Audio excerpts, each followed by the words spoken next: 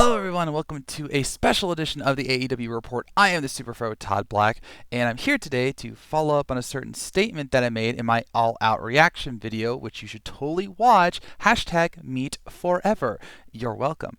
If you recall, I mentioned that the main event of the show was Jon Moxley versus Orange Cassidy for the international title, and that even though Orange Cassidy lost, he was my forever champion, and that he was, and I quote, better champion than Roman Reigns, end of story, end quote. Apparently some of you disagree with that, so allow me to explain why I feel Orange Cassidy was, and still technically is, a better champion than Roman Reigns. So the first thing I do have to acknowledge here is that yes, one is a world championship and one was the international championship, which is now only had, with Jon Moxley winning, 3 title holders. But as with all titles, whether they be singles, tag team, women, whatever, it's not the title's name that matters. It's the reign. It's who holds the title, and do they actually bring prestige and honor and respect to it.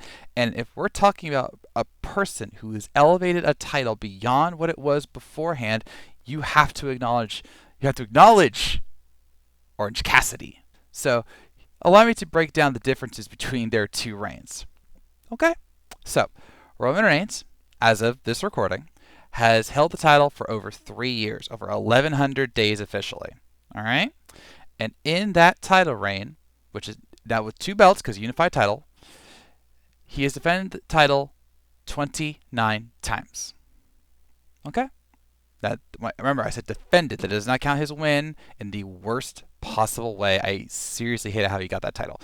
But he won it and then has defended it 29 times. This also does not include live event matches because those don't count. They never ever count. They never acknowledge them on Raw, SmackDown, or the pay-per-views, so thus they do not count.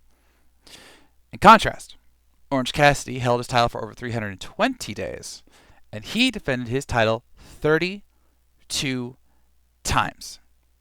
So just off the numbers alone, Orange Cassidy, with 1/3 of the time, defended his title 3 more times than Roman Reigns has, who is still champion. I could end my video right there, but I will not. Here's the other thing you also have to consider. If you look at their matches, you'll notice one very specific thing that Roman Reigns has versus Orange Cassidy. What is that? A whole lot of repetitive matches. What do I mean by that? I don't mean the match outcomes. I'll get to that in a sec. I mean he has faced the same person over and over and over and over again multiple times during his, again, 3-year reign. For example, he has faced Jey Uso 3 times. He has faced Kevin Owens 4 times. He has faced Brock Lesnar 3 times. Bryan Danielson, under a certain other name, 3 times. Edge, twice. And Finn Balor, twice. Sami Zayn, twice. You want to know how many times Orange Cassidy had a rematch? 4 times. With 4 different people.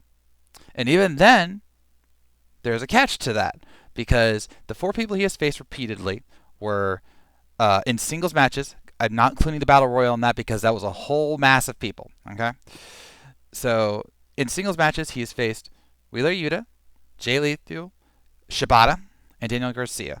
But in the case of Shibata and Garcia, he faced him in a one-on-one match and a fatal 4-way. That was at Forbidden Door this year. So he's only had 2 direct rematches twice versus Roman Reigns a whole heck of a lot more. Okay? That matters because a very WWE thing that they have done and sometimes continue to do, as we are seeing even in the modern day, they love just doing rematch after rematch after rematch after rematch. And they did that with Roman so many dang times. There are people on the roster, Raw and SmackDown, that have not faced Roman for the world title, despite them teasing it or setting it up. And we all know that they could beat them if they given a chance, or should be champion, and yet they are not. But wait, there's even more. If you look even further at some of those matches, you'll notice that Roman Reigns has quite a few squash matches in his title reigns, including against Bryan Danielson, again under another name, at Fastlane after Bryan had won the Elimination Chamber and Roman just walked out, said, hey, we're going to have our title match right now. joy.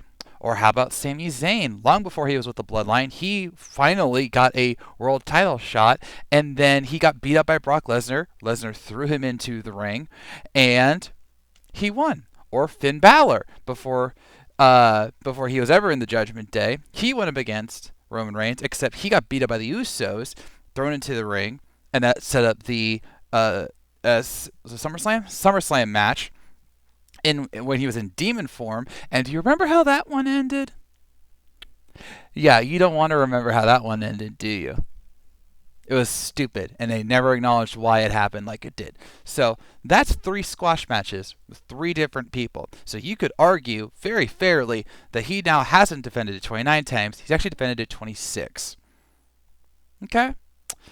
And this doesn't even talk about the endings of his matches, which I'll get to soon. So Orange Cassidy's never had a squash match as AEW International Champion.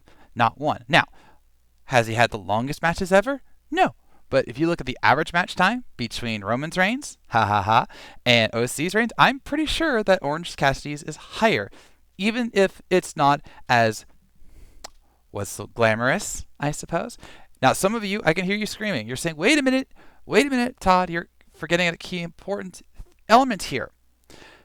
Match quality. Okay, first of all, really? You're going to try and tell me that Roman's reign has better quality than OC's? Really? Given how all of his matches basically at the end the same way? Okay, well, I get that, but I mean like person quality. Okay, this I will give you. If we're talking about world-class talent that Roman has faced, I would definitely agree that between the likes of Seth Rollins, Edge, Bryan Danielson, Finn Balor, Sami Zayn, Edge, I'm not really a big Brock Lesnar fan, but I will throw him in there. Kevin Owens, Drew McIntyre. He has faced more world-class talent. I will acknowledge that. But if you actually listen to the interviews with Orange Cassidy, one of the things that he wanted to make sure that he did with the international title was not just give it title shots to, the top guys and the ones you would expect to get title reigns. He wanted to be the workhorse that showed off so many different styles of wrestling and show off the people that sometimes you would not get to see in a title match. Your Aaron Sorlos, your Butchers, your Lee Moriartys, and so on and so forth. And if you look at that title reign that Orange Cassidy had, he has faced world-class talent in the past, including both members of the Lucha Bros, Bandito, former world champion, Jay Lethal, former world champion, Jon Moxley, yes, he lost to him, but still, that's a title defense. Katsuyori Shibata, legendary wrestler, literally called The Wrestler. And Swerve Strickland, I would definitely put him as one of the best in the world, even if some people don't give him the credit that he absolutely deserves. All right? Not to mention, he beat Pac. Yes, that's not a defense, but I just want to put it out there. He beat Pac to get the title. So he beat a world-class athlete and then defended it against a whole bunch of athletes to show off the power of wrestling, to show off the importance of this title, and that he was willing to take on anyone. Now, the other thing that I absolutely have to mention here is that a lot of people incorrectly state that Orange Cassidy's matches had no story. The whole point of the Roman Reigns story is that he is on top. He cannot be brought down, and he has the family behind him. Now that family is cracking, and they'll lead to him eventually losing to Cody. Okay, first of all, you could tell that story in a year. 2 years. You don't need 3, and it's dragged on the high heck. Not to mention, just about everyone admits, including WWE, that if it wasn't for Sami Zayn entering the Bloodline, that story would have stalled really dang quick. And we all know that between Drew and Sami and Cody, all with hometown advantages in certain ways, I guess except for Cody, but he had everyone behind him. They had 3 outs to end the story, and you could continue the Bloodline feud while giving it to one of these 3 guys to carry the company, which all 3 of them could have done. But they didn't, because they were afraid of what would happen when the Bloodline didn't have the top billing, which shows that, wait for it, they didn't care about the wrestling, they cared about the entertainment.